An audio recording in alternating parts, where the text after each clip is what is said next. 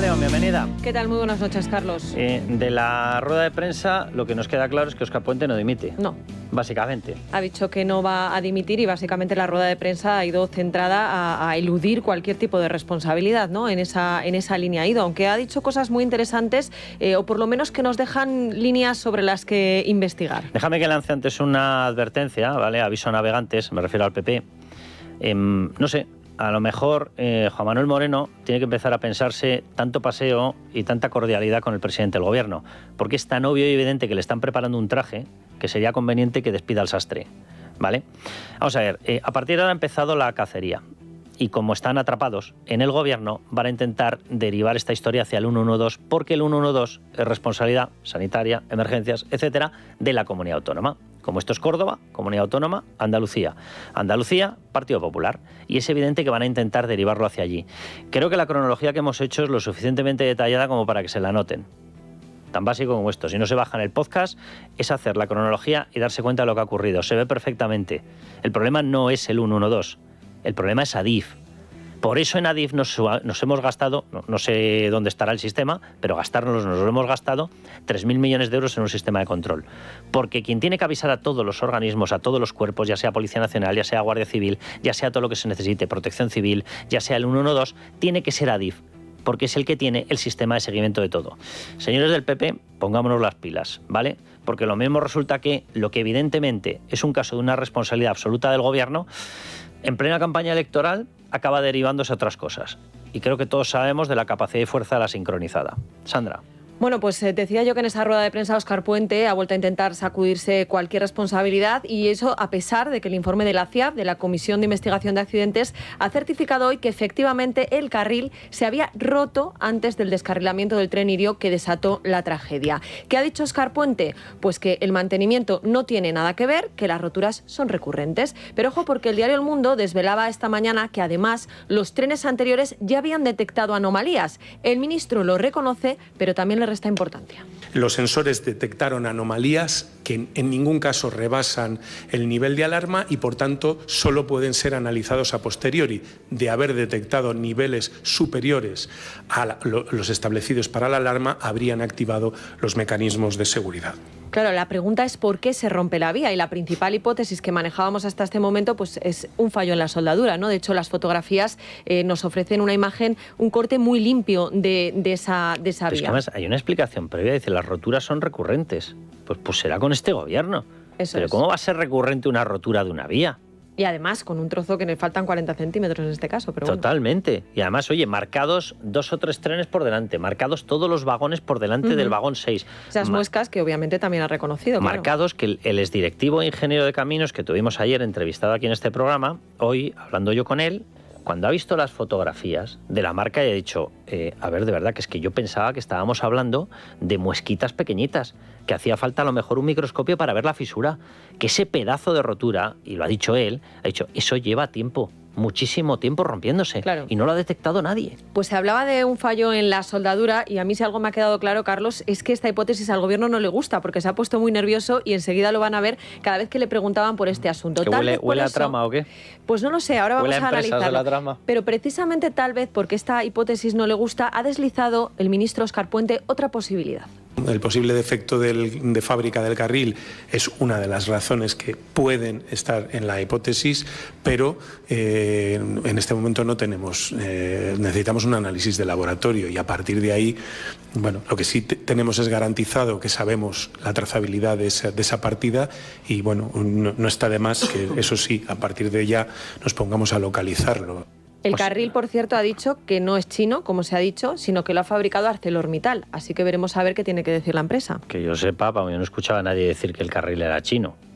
Yo tampoco, pero eso es lo que ha dicho Puente y entonces lo ha desmentido. Chinos son los componentes que él está comprando, que hace bien poquito que se fue a China a comprar determinados componentes, maquinaria, etcétera, lo que se necesite para el sistema ferroviario español. Él fue el que se fue a China. O sea, que no nos hable aquí de cuentos chinos, ¿vale? Pero simplemente una cuestión además. Vamos a ver, le hemos visto a este gobierno intentar explicar que el fallo era del vagón, que el fallo era que el vagón arrastraba algo, que el fallo era que el vagón, es decir, Irio, compañía privada, se le había desprendido algo, había hecho palanca y había hecho saltar la vía. Ahora que la vía, que es responsabilidad suya, pero ya no es responsabilidad suya porque es que venía con un defecto de fábrica. Oye, qué casualidad que todas las versiones por las que apuesta Óscar Puente son todas las que no dice ningún experto. O sea, esto es como lo del apagón, exactamente igual. Exactamente igual. No sé, deben haber contratado ellos al comité de expertos del COVID. Pero aquel que uno era yo... Spiderman, otro era Batman y el otro era, no sé, totalmente, algún superhéroe desconocido. Pero decía yo que a mí me ha llamado poderosamente la atención los nerviosos que se han puesto tanto el ministro como el presidente de Adif cada vez que les preguntaban por las soldaduras. Y aquí van dos muestras. Para empezar, el presidente de Adif, Luis Pedro Marco de la Peña, ha eludido informar sobre qué empresas se encargaron de revisar esas polémicas soldaduras. Escuchen. Con respecto al tema de las soldaduras, bueno, la UTE adjudicataria, que como ha repetido y como que yo estoy totalmente de acuerdo, es la florinata de nuestra de primer nivel, bueno, son 4 empresas que tienen división ferroviaria, no puedo determinar exactamente a cuál de esas 4 empresas, o igual una quinta, pertenecen los 2 trabajadores que aparecen como los soldadores de este elemento. Lo que sí quiero acalcar y recalcar, las 114 soldaduras se ensayan y se prueban a ultrasonidos el 100%. ¿Y entonces cómo se ha roto?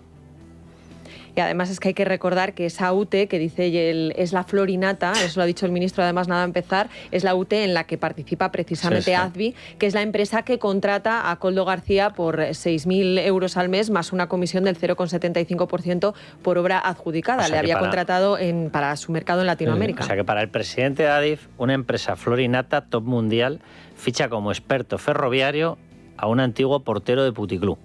Esto es, o sea, como todo el mundo puede entender, si tú eres la florinata de un sector, ¿a quién fichas como experto ferroviario? A un portero de puticlub. Dices, no, ¿será que es que previamente venía? Sí, portero de vertedero. Dices, no, ¿será que después? Sí, chofer de un ministro. O sea, este es el gran experto de la empresa florinata, que por cierto me hace mucha gracia. No saben quiénes son los soldadores, porque si los soldadores, que tienen que estar registrados en los partes laborales de quien lo ha hecho en la adjudicación del trabajo, le coges el nombre, metes el nombre en los archivos de la Seguridad Social y te sale la empresa. Claro, porque además... No sé, se puede tardar unos 2 segundos, un día que tengas un poco así de jaqueca. Ellos se han escudado en que por protección de datos no pueden dar el nombre del soldador, pero lo que le estaban preguntando no era el nombre del soldador, es la empresa a la que pertenecían las personas que soldaron esa zona, ¿no? Pero bueno, por eso digo... Y el derecho a la intimidad y la privacidad es de las personas, no es de las empresas. Por eso yo digo que se han puesto muy nerviosos, pero es que dice el presidente de Adif que las soldaduras se prueban. Y ojo, porque de nuevo, ambos se han mostrado muy nerviosos cuando les han preguntado por esas pruebas, precisamente. Concretamente, por cuándo se realizaron las últimas revisiones de esa soldadura que habría fallado en el accidente de Adamuz. ¿En qué fecha? No, la fecha ya te hemos dicho que una en el momento de hacerse la soldadura, una vez hecha y certificada, y la otra a los pocos días de certificarse la soldadura. Entonces no se ha vuelto a revisar desde 2020. Perdona, es que de verdad, o sea, es que... Has hecho una pregunta que es si se hacen luego revisiones y con qué periodicidad, y eso es lo que va a responder él. Vamos a ver, por aclarar, las soldaduras, las soldaduras que se realizan por parte de la empresa que las ejecuta y los ensayos por ultrasonidos, el informe está firmado el 18 del 6. 18 del 6, pero ¿te has dado cuenta de cómo trata a la periodista Óscar Puente y de cómo le ordena al presidente de Adif? Eso es lo que va a responder. No, la orden es brutal. Adif, organismo, mira, pueden hacer como con la comisión independiente de accidentes ferroviarios, y Adif es sociedad independiente. Esto es lo que te va a contestar, ¿verdad? ¿Verdad, de la Peña? ¿A qué le vas a contestar esto? Bien, vamos a ver. Se termina la obra en mayo. Bien, y nos acaban de decir que la última certificación, la última validación... ¿De las soldaduras? De la soldadura, con los rayos estos, ultravioleta, infrarrojos, toda esta mecánica que no detectó nada, bien, es del 18 de junio. Vale, nos vamos hasta ahora. Claro, estamos en enero. de 2026. La pregunta de la periodista no es que fuera pertinente, es que es la clave, ¿vale? Aquí estamos hablando de qué ocurrió con esta vía y esta soldadura, de cómo se hizo, que evidentemente es importantísimo.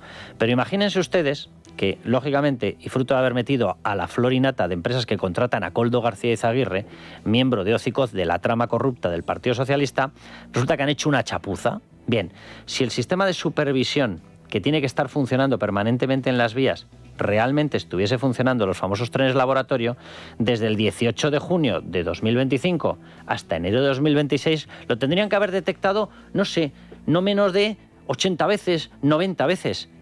¿Y cuántas veces lo han detectado? Ninguna. Vuelvo a lo que me decía este exdirectivo de Adif. Al ver, efectivamente, una fisura que tiene un tamaño prácticamente de una pelota de ping-pong. Bien, y lo primero que él, al verlo, un experto en ferrocarriles, un ingeniero de caminos y un experto en Adif, dice, eso no se ha hecho en un día, eso no se ha hecho en 2 días, eso lleva mucho tiempo creándose esa fisura. Bien, pues si lleva mucho tiempo creándose esa fisura, la pregunta de la periodista era la clave. ¿Qué están haciendo con nuestro dinero? O sea, no solamente en tramas de corrupción que entran en adjudicaciones decisivas, ¿qué están haciendo con nuestro dinero en mantenimiento de las vías? Porque si hubiesen pasado los famosos trenes laboratorio, tendrían que haber detectado, yo no sé si hace 5 meses o 6 meses, pero sí hace 2, sí hace 3, porque hay infinidad de trenes que han estado pasando y que tienen todas las ruedas marcadas por la maldita fisura del raíl de la vía.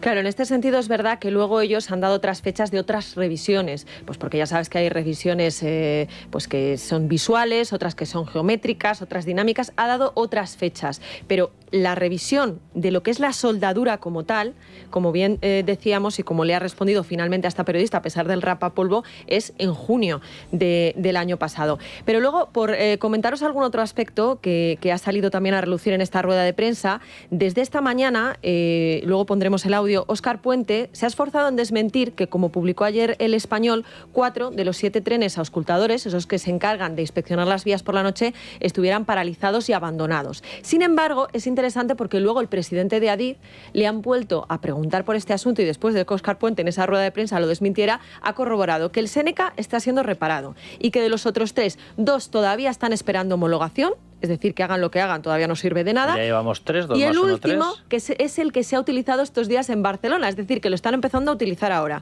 Con lo cual, O sea, que yo la no sé... noticia es más cierta que todo. Efectivamente, por eso digo que ojo, porque ellos mismos van luego cayendo 2, en sus propias trampas. O sea, lo que decía la noticia de Calabres era lo siguiente. 4 de 7... ¿vale? Están abandonados. Inutilizados. Bien, ya es llamativo el hecho de que solamente tengamos 7. Empecemos por ahí. Pero esto ni tan siquiera lo han discutido. Por lo tanto, tenemos que evidentemente certificar que 7, el número, es correcto. Bien, ahora sigamos. 4 inutilizados. 2 no tienen homologación. 2, vale. 1... que la acaban de poner en marcha en Cataluña. Vale, 2 más 1, 3. Y el Séneca reparado. Y el Séneca reparado. Está siendo reparado ahora mismo. Está siendo reparado, es decir, está inutilizado. 2 más 1 más 1. ¿Cuántos salen, Sandra? 4. 4. No, lo digo por hacerle ya el sumatorio a Óscar Puente, no va a ser que se atasque por el camino. Sí. Bueno, así las cosas, el presidente de Adif es verdad que sí ha abierto la puerta a dimitir en caso de que la investigación demuestre que por acción u omisión tenga responsabilidad en lo ocurrido, pero Óscar Puente ya ha dejado claro que no. Pero es que además le ha molestado mucho la pregunta. Había iniciado la rueda de prensa diciendo no se preocupen, que aquí no nos vamos a levantar hasta que no responda a todas las cuestiones que quieran plantearme. Pero cuando ha llegado esta pregunta, parece que no tenía ganas. A ver, que no haya límite de preguntas no quiere decir que convirtamos cada intervención en una entrevista, porque es tremendo, ¿no? Si me siento capacitado, absolutamente. Es decir, que esto haya sucedido no creo que me reste ninguna capacidad para seguir en el cargo, ¿no? Bueno, pues eso es lo que decía, que se siente absolutamente capacitado, luego lo escucharemos, además le han preguntado que si temía que Sánchez pudiera cesarle y ha dicho que no tiene ningún temor. Pero déjame que te cuente más cosas y que le cuenten más cosas a nuestros oyentes, porque a todo esto los problemas continúan. Mientras el ministro ofrecía esta rueda de prensa a la que hacíamos referencia, Adif ha informado de una nueva limitación de velocidad, en este caso en un tramo de 18 kilómetros del AVE Madrid-Valladolid. Este es nuevo, de este no habíamos hablado estos días. A la altura de Segovia, donde se pasa de 300 kilómetros por hora, Carlos, a 60 kilómetros por hora por deformación en la vía, para que luego digan que todo funciona correctamente. Y ojo, porque en Rodalies, en el Servicio de Cercanías de Cataluña, se ha producido un nuevo desprendimiento que ha obligado a volver a parar la circulación de la línea de Rodalies R1 entre las estaciones de Blanes y Massanet-Massanasses. Les sonará porque es exactamente el mismo punto donde el martes descarriló un tren de cercanías tras chocar con una roca que había caído en la vía. Pues hoy volvemos a tener otro accidente, en este caso por un desprendimiento. A diferencia de lo que ocurrió en la R4, el otro día en esta línea no hubo heridos y hoy tampoco. Y a ello se aferra precisamente el secretario de Estado de Transportes y Movilidad Sostenible, José Antonio Santano, para restar importancia a lo sucedido. Evidentemente pueden pasar estas cosas. Lo bueno es que no ha habido ningún tipo de incidencia en personas, es decir, no hay heridos, se ha podido frenar el tren con antelación suficiente y vamos a ver qué es lo que ha pasado con ese incidente. Bueno, pues le resta importancia a lo que está pasando, pero como decimos, es que no deja de haber incidentes, lo mires por donde lo mires. La cosa es muy sencilla, minuto y resultado, vamos a ver qué es lo que ha pasado aquí, ¿vale? En menos de una semana ya sabemos que lo que ha provocado la muerte de 45 personas ha sido el mal estado de una vía. La vía es responsabilidad de Adif, Adif es responsabilidad de Transportes, Transportes es gobierno, ¿vale? Primer hecho que es objetivo. Lo estamos diciendo nosotros, lo están diciendo todos los expertos y lo ha tenido que acabar diciendo hasta la comisión esta supuestamente independiente de accidentes ferroviarios. Primer hecho. Segundo hecho. Sabemos que no solamente falló esa vía, sino que no fue detectada. Y yo voy a poner muchísimo el acento en esta historia. Cuidado. O sea, puede haber un fallo, puede haberlo, pero aquí no hay un fallo. Aquí hay una negligencia que me atrevería a decir que tiene una pinta de tener responsabilidad penal como la copa de un pino. Porque cualquier tren que hubiese pasado, cualquier supervisión, incluso la visual, que me hace una gracia, dice, no, hubo otras supervisiones. Vamos a ver, la gente se está quedando escandalizada al ver las fotografías y ver el tamaño de la fisura. Y todos están coincidiendo en lo mismo, en que eso tuvo que estar muchos días creándose. Esa fisura se tuvo que estar generando y agrandando durante muchísimo tiempo. Por tanto, no nos cuenten milongas. ¿Dónde se está destinando, qué se está haciendo con el dinero o el supuesto dinero, que encima se ha reducido, de toda la financiación para el mantenimiento de las vías? ¿Qué está pasando con ello? ¿Qué está pasando con eso? Y eso de nuevo responsabilidad de Adif, Adif es Transportes, Transportes es gobierno. Y luego lo multiplicamos y ya lo está diciendo todo el mundo, esto no es Adamuz, esto no es Córdoba. La situación de las vías es prácticamente la misma o exactamente la misma en toda España. Tenemos un problema sideral y lo tenemos por culpa de esta gente en el gobierno.